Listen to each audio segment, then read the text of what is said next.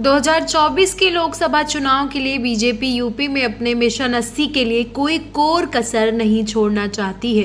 प्रदेश में दूसरे सबसे बड़े ओबीसी कम्युनिटी कुर्मी समाज को अपने साथ जोड़ने के लिए पार्टी विशेष अभियान चलाने जा रही है।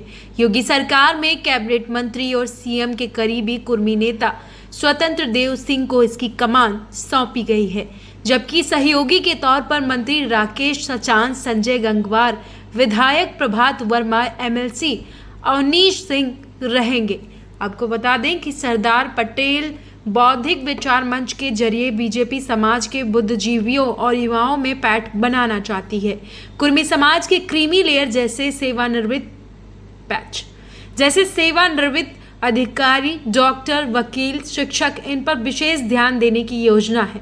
वहीं आने वाले कुछ दिनों में बीजेपी 2 बड़े सम्मेलन करने जा रही है। इसके पहले लखनऊ के गन्ना संस्थान में कुर्मी समाज के प्रतिभाशाली लोगों को पार्टी द्वारा सम्मान किया जा चुका है, जिसमें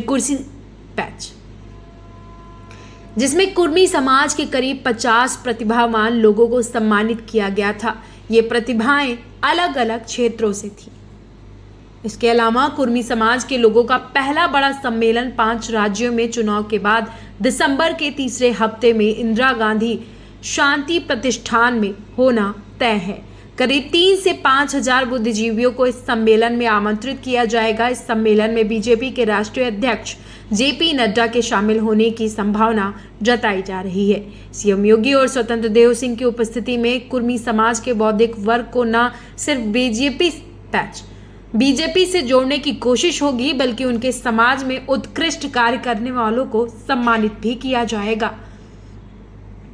वहीं लोकसभा चुनाव से पहले जनवरी में तीसरा और सबसे बड़ा कुर्मी समाज का सम्मेलन प्रस्तावित है। इस सम्मेलन में केंद्रीय गृह मंत्री अमित शाह और सीएम योगी की मौजूदगी में कुर्मी समाज को बीजेपी की रीति नीति से जोड़ने का अंतिम प्रयास होगा। कुर्मी समाज 2014 से ही बीजेपी के साथ रहा है, बावजूद इसके पार्टी किसी भी तरह के रिस्क से बचना चाहती है।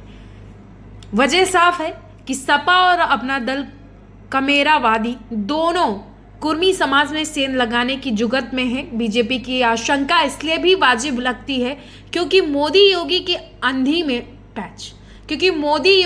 आंधी में अपना दल यानी कि अनुप्रिया पटेल का जो गुट था, उसके सहयोग के बावजूद पल्लवी पटेल सिराथू से डिप्टी सीएम केशव मौर्य को हराने में कामयाब रही थी।